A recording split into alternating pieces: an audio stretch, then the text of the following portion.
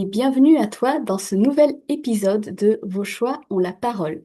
Aujourd'hui, je suis heureuse de recevoir Nelly Forger. Bienvenue Nelly.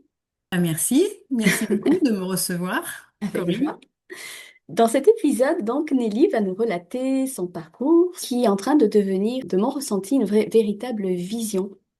Comme chaque fois, si ce partage fait résonance avec ton propre cheminement ou ça suscite pour toi quelques questions, ou prise de conscience, tu n'hésites pas à intervenir dans les commentaires. Tu répondras avec grande joie.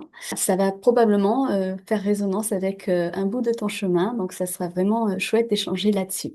Donc Nelly, bien écoute, merci d'avoir accepté cette invitation. Je suis vraiment particulièrement heureuse de te recevoir aujourd'hui parce que mon intention, c'est que les personnes qui vont te découvrir à travers cet échange puissent vraiment te ressentir toi, en fait, ressentir qui tu es, quel est ton parcours et comprendre ce qui t'anime aujourd'hui dans la vie. Est-ce que déjà l'intention te convient? Complètement, Complètement. Bon. complètement. Donc pour commencer, pour les personnes qui ne te connaîtraient pas encore, si tu devais te présenter déjà sans forcément parler aujourd'hui de ce que tu fais, de ton métier, juste de la femme que tu es, qui est Nelly? J'ai un parcours de vie assez atypique parce que j'ai fait beaucoup de choses différentes, voire opposées. Euh, j'ai j'ai pas réussi à mon bac et donc c'était une grosse épreuve au début de pas réussir mon bac. Mais après coup, j'ai compris pourquoi je n'avais pas réussi, c'est qu'il fallait que je suive un chemin atypique et pas traditionnel. Et donc, j'ai commencé par du syndicalisme, travailler dans une banque. Après, j'ai commencé à travailler sur moi beaucoup parce que j'avais un certain mal-être en moi. Et ce travail sur moi pendant 8 ans d'interprétation de rêve jungienne m'a beaucoup apporté, donné confiance en moi. En tout cas, plus confiance en moi. Et en même temps, j'ai poursuivi en travaillant à la Banque de France. Donc, Banque de France, pas parce que c'était une vocation, mais parce que Mm. je gagnais mieux ma vie là que dans une autre banque. Et là, je découvre la danse. Et là, ce fut une passion déjà. C'est-à-dire que je suis rentrée j'ai trouvé une prof formidable. J'ai commencé à suivre des cours de danse, à rentrer dans une école pour être prof, chorégraphe, danseuse. J'ai expérimenté plein de choses. C'était formidable. J'adorais la chorégraphie. Mais comme j'ai commencé tard, je me suis aperçue qu'en fait, je pouvais pas trop me projeter pour la suite par rapport à ce que je voulais. Et je suis revenue à la Banque de France, tristement, toujours en quête de savoir qu'est-ce que je vais faire de ma vie, parce qu'en fait, je ne savais pas du tout. J'ai plein de choses qui m'intéressaient. J'écrivais beaucoup. Je me cherchais, quoi, en fait, et je ne savais pas du tout quoi faire de mes 10 doigts. Mais en tout cas, j'ai expérimenté pas mal de choses. J'étais sportive aussi, pas mal. Et de fil en aiguille, si je veux pas être trop longue, je peux dire que quand j'ai eu mes enfants, ma fille était dyslexique. Et quand elle était dyslexique, je cherchais des solutions pour l'aider. Et donc j'ai trouvé la kinésiologie. Et donc je l'ai emmenée à Paris voir une kinésiologue et ça l'aidait beaucoup. Ça lui a permis de mieux se débrouiller à l'école. Et cette kinésiologue m'a proposé de faire un stage. Et donc moi qui aime bien approfondir les choses, je me suis dit, bah oui, je vais aller en savoir un peu plus. Et donc de fil en aiguille, j'ai fait pas mal de stages parce que j'aime bien approfondir les choses toujours plus loin. Et donc j'ai fait toute la formation de plein de stages de kinésiologie pour devenir kinésiologue. En même temps que je devenais kinésiologue, je me suis aperçue en m'entraînant avec une amie que en fait j'avais des capacités de magnétisme, chose que je n'avais jamais apprise. Donc c'est là que je m'aperçois avec le recul, parce qu'à l'époque, je ne me posais pas toutes ces questions, que j'avais une bonne écoute de mon corps et aussi de mon intuition. Et donc, c'est un peu ce qui s'est passé au moment où je découvrais ce magnétisme en moi.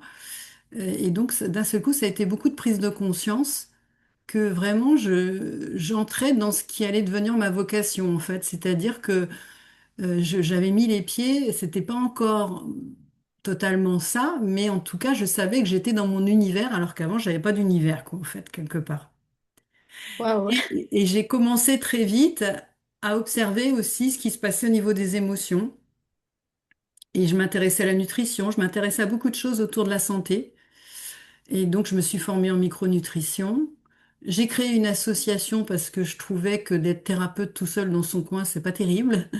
Et j'ai connu d'autres thérapeutes, j'ai fait des connaissances et petit à petit, les outils que je créais, que je découvrais, je les essayais sur moi et sur d'autres personnes. Et je m'apercevais que c'était très puissant, plus puissant que la kinésiologie, que la sophrologie, que le magnétisme. Et du coup, je m'intéressais de plus en plus à tout ce qui était émotionnel.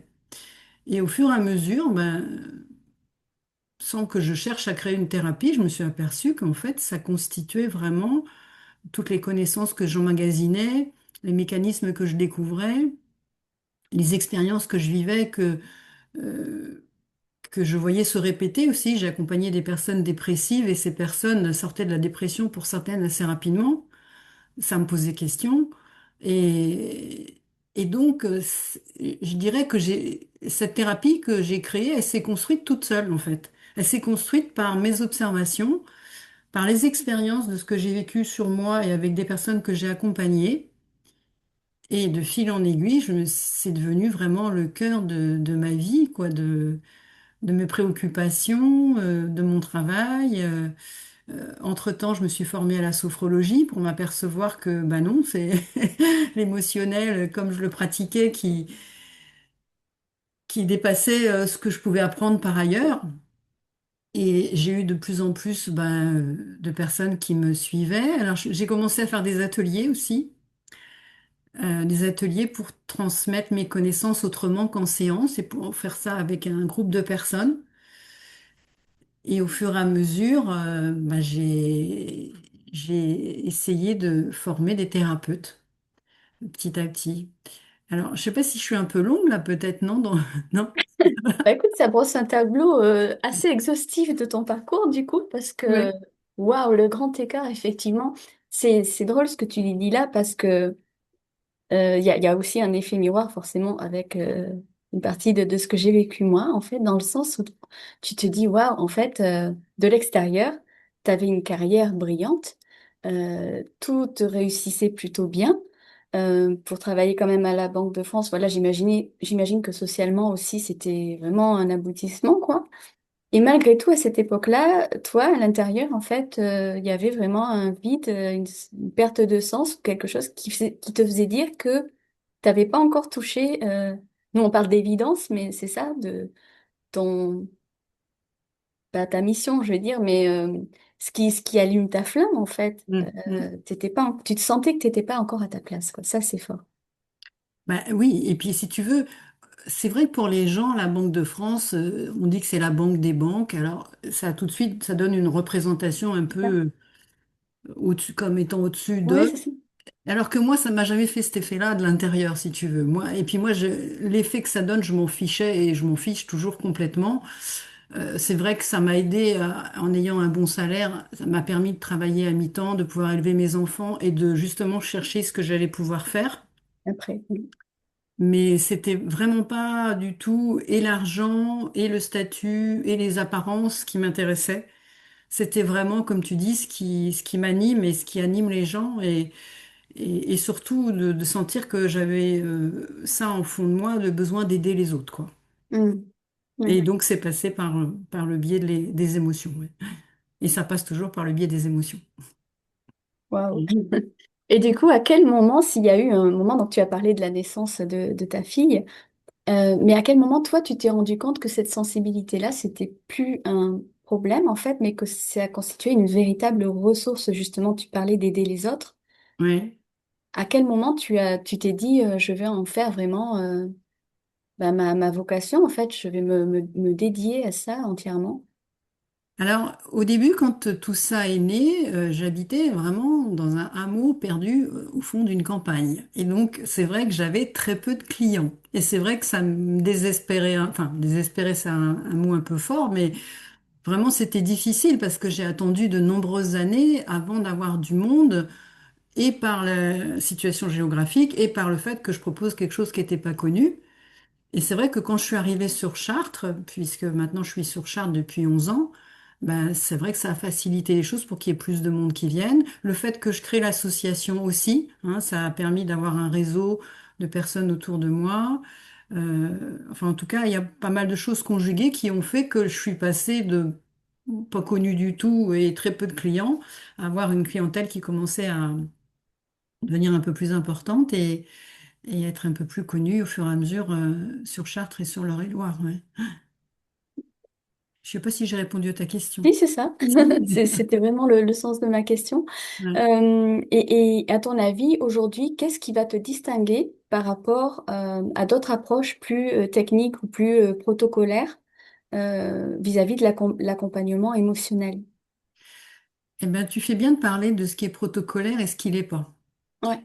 Parce que, en fait, c'est vraiment ça qui m'a aussi orientée vers ce que je fais. C'est-à-dire que je me y retrouvais pas dans ce qui était protocolaire. Que ce soit pour le magnétisme où je pratique à l'écoute du corps de l'autre, et quand je pratique en émotionnel, je suis à l'écoute de la personne aussi qui est en face de moi, c'est-à-dire dans ce qu'elle a de spécifique à un instant T, au moment où elle se présente devant moi. Elle n'est pas la même que 5 minutes avant.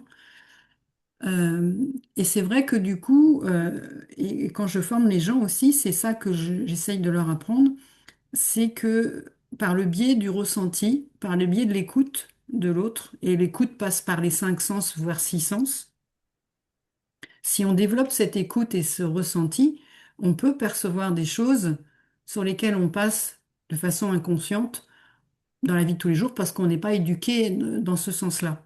Donc si tu veux, euh, moi en fait, je m'y retrouve et j'ai l'impression aussi que les clients s'y retrouvent parce que en fait, ça fait un accompagnement beaucoup plus affiné, beaucoup plus spécifique, particulier, ajusté, oui, à chaque personne et à chaque moment. Et je trouve ça formidable parce que du coup, je pense qu'on peut être plus pointu de cette manière-là qu'à travers un protocole. Oui, Moi, un c'est ma côté façon rigide de, en fait. oui, c'est ma façon de voir les choses. Après, je respecte tout à fait les pratiques protocolaires pour autant, hein. Mais moi, en tout cas, je suis dans cette façon de faire et d'être, et, et ça me convient bien, et ça convient bien aux gens que j'accompagne. Oui, et c'est ce qui te distingue du coup dans C'est ce ton qui me approche. distingue, ouais, ouais, Ouais. c'est ce qui me distingue. Alors en même temps, c'est ce qui fait la difficulté parce que il y a un côté un peu funambule quand tu fais ce métier de cette façon-là. C'est-à-dire que les gens que je forme peuvent se dire, ah là là, en fait, on ne sait pas ce qu'on va dire, on ne sait pas ce qu'on va faire dans la seconde qui suit. Mais en fait, et c'est pour ça que ma formation est un petit peu longue, elle dure 3 ans au niveau basique, c'est parce qu'en fait, c'est toute une rééducation qu'il faut avoir de ces 5 ou 6 sens, justement, c'est-à-dire de vraiment apprendre à écouter autrement, à regarder autrement, à sentir autrement. Et ça prend le temps de découvrir ça, de s'exercer à ça, de répéter ça et d'intégrer tout ça. Et donc, ça prend un certain temps. Mais par contre, ce que je vois, c'est que, euh, je le disais au début, là, je termine un cycle avec un groupe.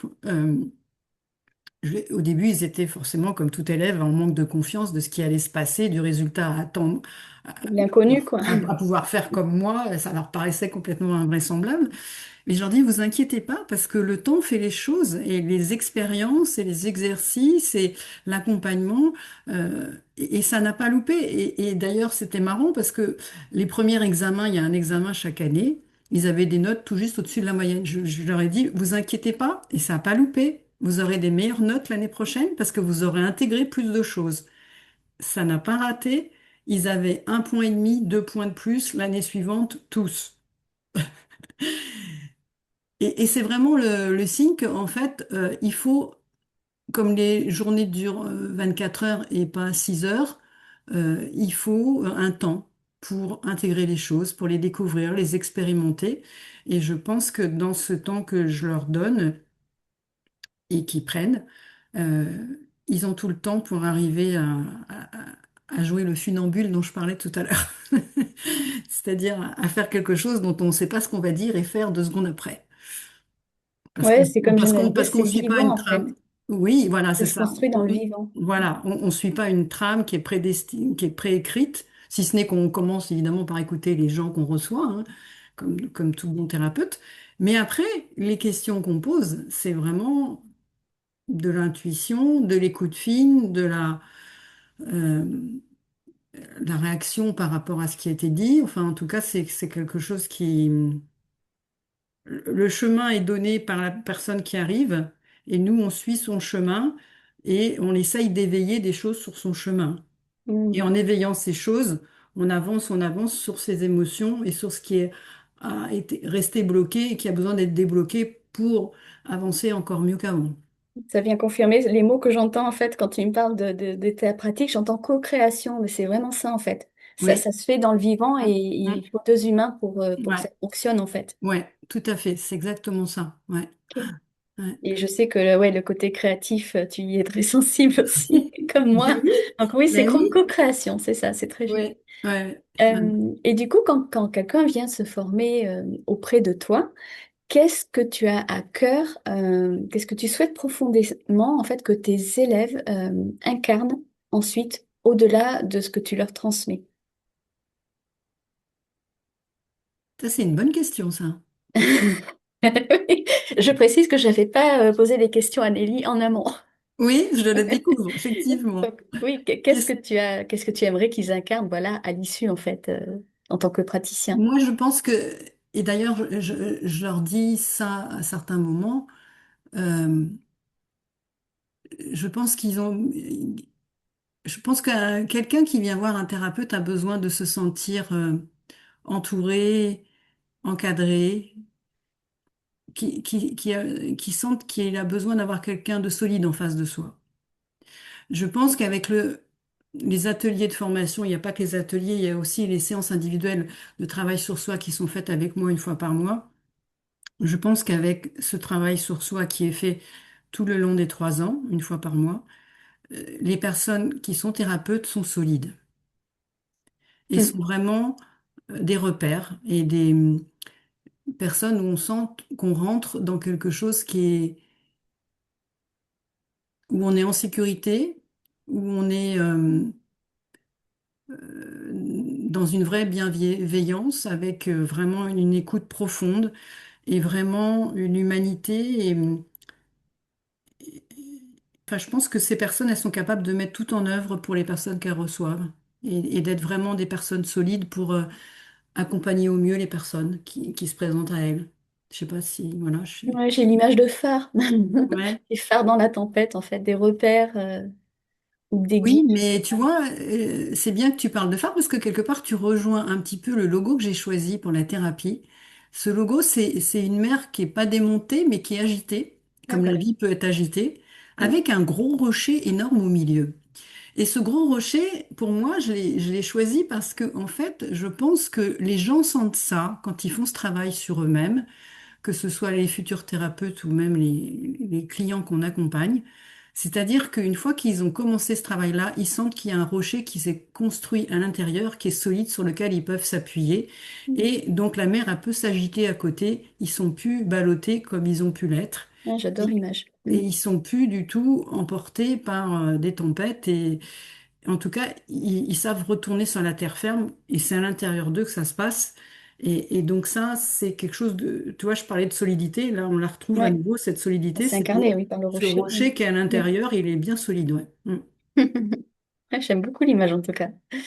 Euh, et du coup, aujourd'hui, entre qu'est-ce qui va différencier, par exemple, quelqu'un de sachant, en fait, quelqu'un qui a compris, qui a intégré mentalement ce qu'il faut, comment ça se gère, en fait, les émotions, et quelqu'un qui est vraiment prêt à transmettre et à accompagner l'autre, à l'accueillir.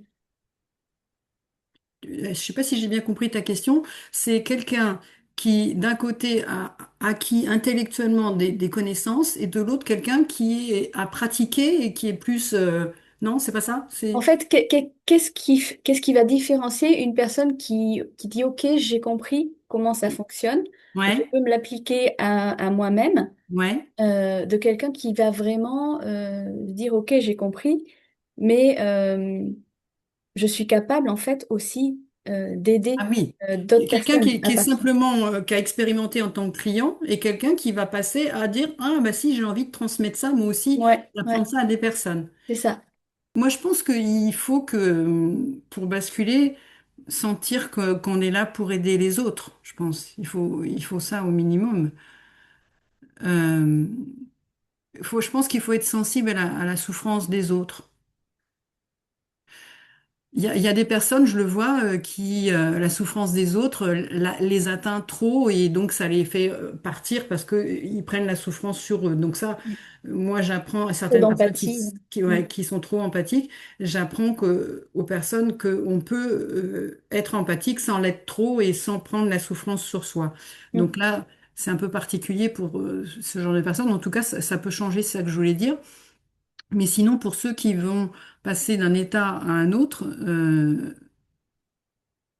je pense que vraiment, oui, la sensibilité à la souffrance de l'autre, c'est ce qui... je sais que dans mes élèves, il y en a qui sont sensibles plus par rapport aux enfants qui souffrent, par exemple.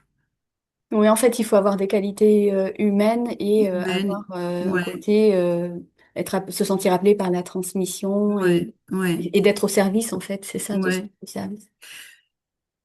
Après, il faut... Je pense qu'il y a des personnes peut-être qui ont du mal à savoir les capacités qu'elles ont. Mm. Tu vois, il y a des personnes qui s'imaginent pas qu'elles pourraient transmettre, je pense. Alors que des fois, on se découvre en osant faire quelque chose qu'on n'avait pas imaginé, quoi, hein, tu vois. Et Moi- souvent, c'est comme ça qu'on se bah, découvre, effectivement. oui, parce qu'en fait, moi, c'est pareil, je m'étais rien dit à l'avance, hein, et puis c'est en faisant, je me suis dit, ah, mais oui, ça me parle particulièrement, tu vois. Ouais. Et c'est vrai que du coup, moi, j'ai pensé, dans ma communication récente, j'ai pensé à dire aux gens, mais en fait, vous devriez, si vous êtes interrogatif, essayer au moins une journée de formation pour voir si ça vous parle, si ça vous correspond, si c'est votre truc ou pas votre truc, quoi, en fait. Parce que des fois, on peut pas Faut s'imaginer tester, ouais, oui, faut connaître que dans pour la avoir tête, un avis. ouais, ouais, c'est ça. Et oui, Dans la tête, c'est difficile de se représenter, il faut vivre le truc pour se rendre compte, c'est ah ça. ouais, ça m'anime, ça me plaît, j'ai envie de refaire. Ça se vit avec le corps, quoi. C'est pas, ça se vit pas qu'avec la tête, hein, c'est ça? Ouais. Ouais, c'est pas, et puis c'est même pas dans le champ de conscience, en fait. Tant que tu l'as pas justement Oui, expérimenté par le oui, corps, tu peux ouais, pas savoir puisque tu ne l'as pas ouais, vécu, en fait. Ouais. ouais, ouais, Ok, ouais. d'accord. Et tu m'as dit, il faut que j'en parle parce que tu m'as quand même dit qu'il y a des personnes qui font plus de 500 kilomètres Oui, pour venir se former auprès de toi, c'est pas rien. ouais, Donc c'est qu'il y a quand même un vrai intérêt pour elles et ouais, voilà, une vraie ouais. attirance, un appel Mm. pour faire ça. Euh, Comment t'expliques ça? La personne à laquelle je pense, c'est donc elle est sur Belfort. Euh, C'était quelqu'un qui était très très réservé au début, assez timide, qui parle pas beaucoup et bah, qui a une histoire comme tout le monde, hein, avec quelques valises à porter. Et je pense que souvent ça fait ça aux personnes qui me suivent ou que je forme. Euh, En général, ça parle particulièrement vite et fort au début, tu vois. Et je pense que ça lui a parlé particulièrement fort et vite, les exercices que je lui ai fait faire dès le début, au point que ces exercices, ils aident à prendre confiance en soi, justement, comme par hasard. Mhm. Et donc, ça l'a aidé à prendre confiance en elle. Et voyant tout ce que ça lui apportait, elle était déjà dans la relation d'aide parce qu'elle est naturopathe à la base. D'accord. Et elle s'est aperçue que ça pouvait être tout à fait complémentaire à ce qu'elle faisait déjà et que bah, justement ça allait plus loin que juste la nourriture reste importante. Mais du coup, c'est quelqu'un qui est très sensible et qui aime bien approfondir aussi. Et du coup, ben, d'atelier en atelier en atelier, oui, elle a passé des années, même au-delà du deuxième cycle. Elle a fait des modules complémentaires tellement elle est passionnée par ce qu'elle fait. À la fois, ça lui a appris beaucoup, ça l'a beaucoup transformé, et en même temps, je pense qu'elle a trouvé quelque chose qui lui correspondait profondément, quoi. Ah, c'est moins Et compliqué. du coup, elle s'est dit, bah oui, pour l'instant, il n'y a personne dans les coins de Belfort qui fait ça. Donc c'est pour ça que maintenant, Justement, j'essaye de trouver des personnes dans tous les départements de France, ça serait bien. C'est ça Ouais, que justement, je... c'était ça, je voulais demander, en fait, Ouais, comment toi tu imagines l'avenir? Comment est-ce que tu envisages le déploiement de tes ouais, enseignements en France? ouais. Bah écoute, là, il y a des personnes qui sont intéressées dans les départements limitrophes du mien, donc j'espère que ces personnes vont s'engager dans la formation.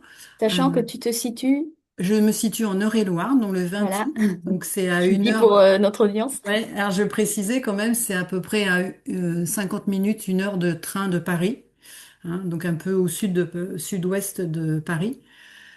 Voilà, donc après on a d'autres départements limitrophes où il y a des personnes qui sont intéressées déjà. En tout cas, j'ai des biais, j'ai des manières de rencontrer les gens qui permettent de croiser d'autres personnes dans d'autres départements. Après, il faut aussi qu'elles soient motivées et donc qu'elles sentent que ça leur parle comme Un vrai appel, ouais. à celle de Belfort à laquelle je pense là.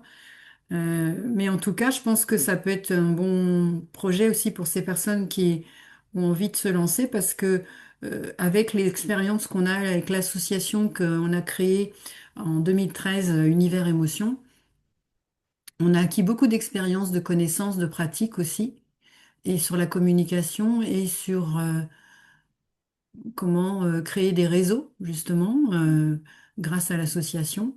Et je pense que aussi bien ça a pu servir pour Sandrine à Belfort, puisqu'elle-même, elle a constitué une association Univers Émotion à Belfort, et elle a vu que ça l'aidait à rencontrer plus de monde, à partager plus de connaissances, à fonctionner plus amplement que toute seule sans l'association. Donc avec cette association, c'est vrai je le dis aux personnes qui sont intéressées, ça permet de soutenir les personnes qui veulent se lancer dans des nouveaux départements, de les aider dans le fonctionnement de ce qui peut les aider à se développer plus facilement.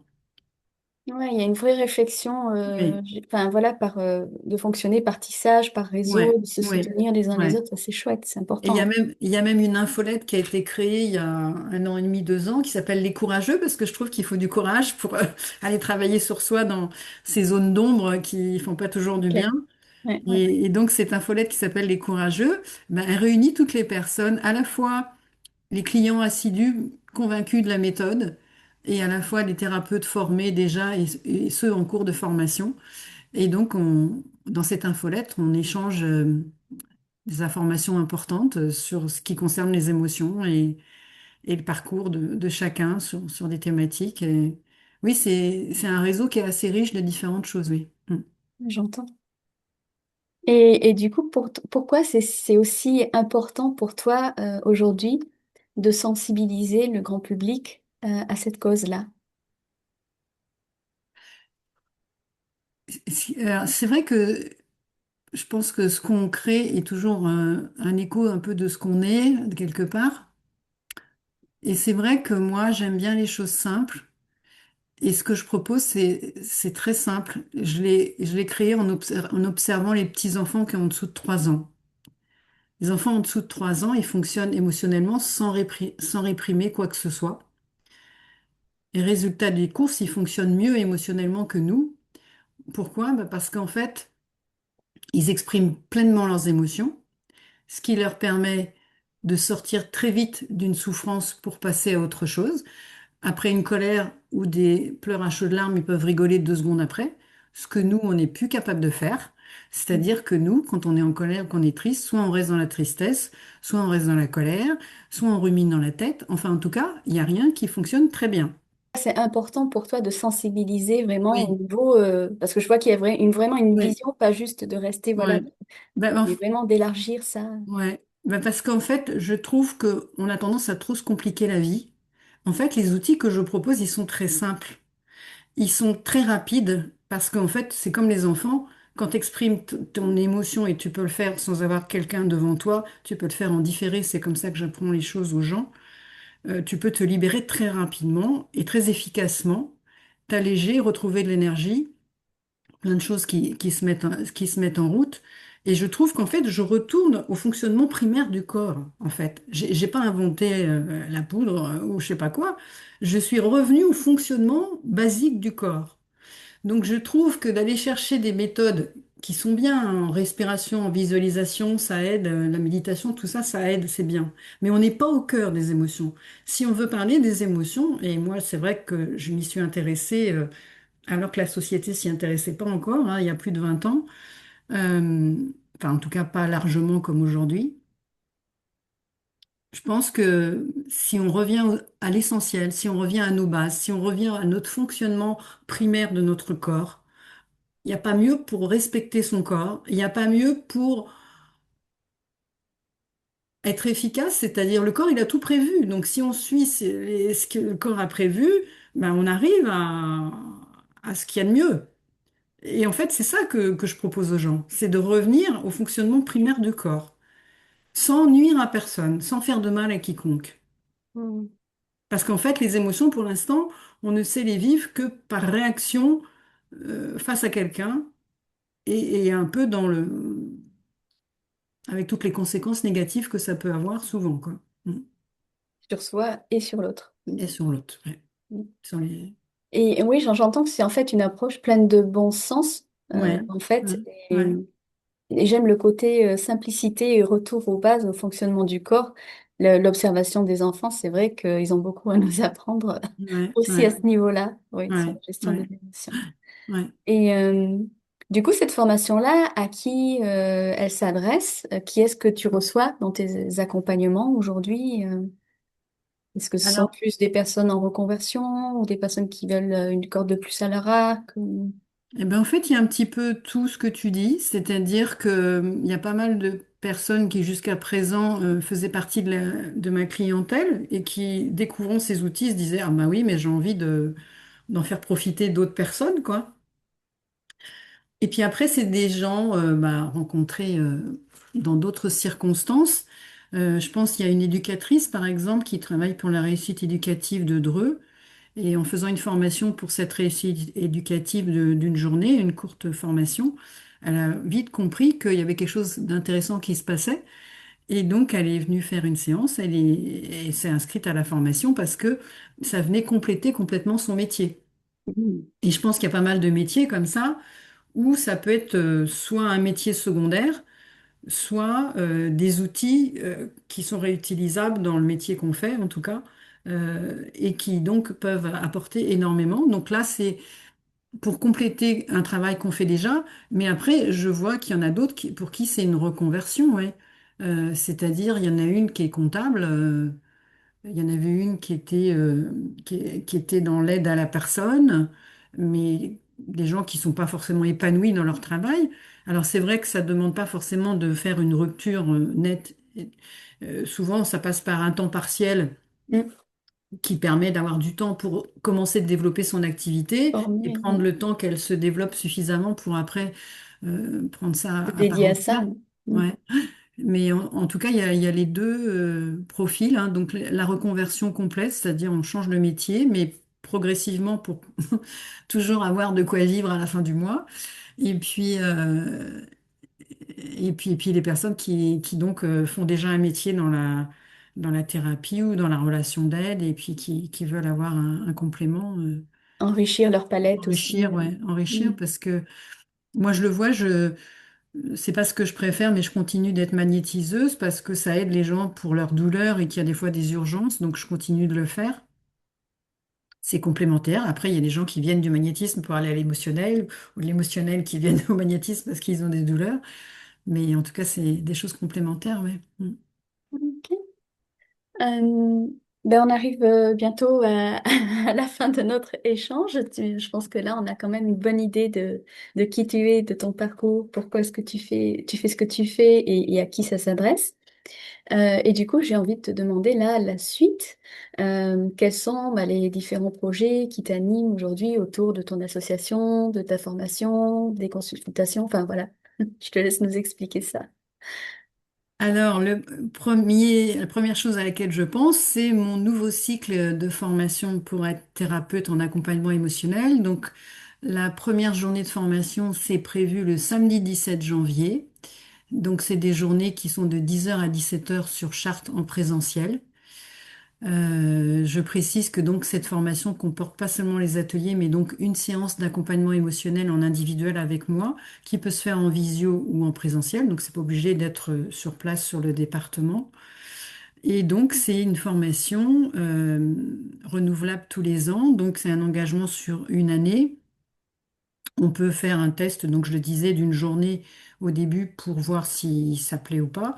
Et donc après, ben, c'est donc 2 années, 3 années, et à chaque fois un examen par an pour voir si l'état des connaissances est là. Et puis aussi des supervisions, c'est-à-dire que petit à petit, les gens commencent à apprendre à accompagner les gens autour d'eux. Et donc, on regarde ensemble qu'est-ce qui s'est passé pendant ces accompagnements, si ça a bien été, si ça peut s'améliorer, s'il y a des choses qu'il ne faut pas Ajuster, faire, oui. Mm. ajuster des choses comme ça. Donc ça, cette formation-là, c'est donc 3 examens à réussir, mais on n'est pas obligé de réussir le premier pour passer en seconde année. C'est tout au long que ça s'acquiert. Et puis à la fin, il y a un oral. Et puis après, je donne un certificat de formation pour ces thérapeutes. Donc ça, c'est le prochain événement important qui approche à grands pas. Et puis après, ben, avec notre association, on a souvent des activités une fois par trimestre qui peuvent être variées. C'est des conférences, c'est des ateliers. Le prochain atelier, c'est le 28 février. C'est des sensations à la compréhension. C'est un atelier de 2 heures. Justement, on apprend aux gens à écouter leur corps, à prendre des repères qui leur sont propres, et puis à comprendre qu'est-ce qu'on peut en déduire de ce qu'on perçoit, voilà, qu'est-ce qu'on peut en comprendre de soi. Donc cet atelier, c'est le samedi 28 février.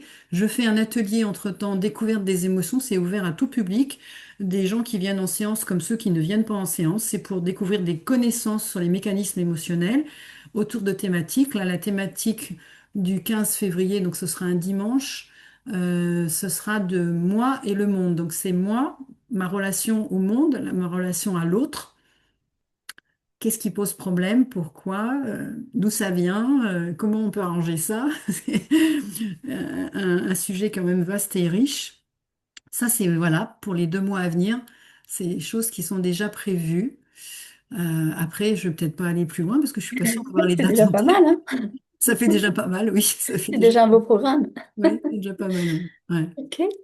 Eh bien, écoute, merci beaucoup en tout cas pour ta présence aujourd'hui, Nelly, qui aura aussi permis à notre audience commune de te rencontrer autrement. Donc, tu vas pouvoir retrouver Nelly et son univers sur les différents réseaux sociaux, également dans la description sous cette vidéo. Donc, merci aussi à toi une nouvelle fois pour ton écoute et tous tes précieux retours. Si ces capsules vidéo te nourrissent autant que nous prenons de plaisir à les partager, eh bien, pense à t'abonner et à activer également les notifications pour ne pas risquer de manquer les prochaines. Voilà. Eh bien, on te dit à bientôt et prends soin de toi. Merci Corinne. Merci, merci, Merci à merci. toi, Nelly.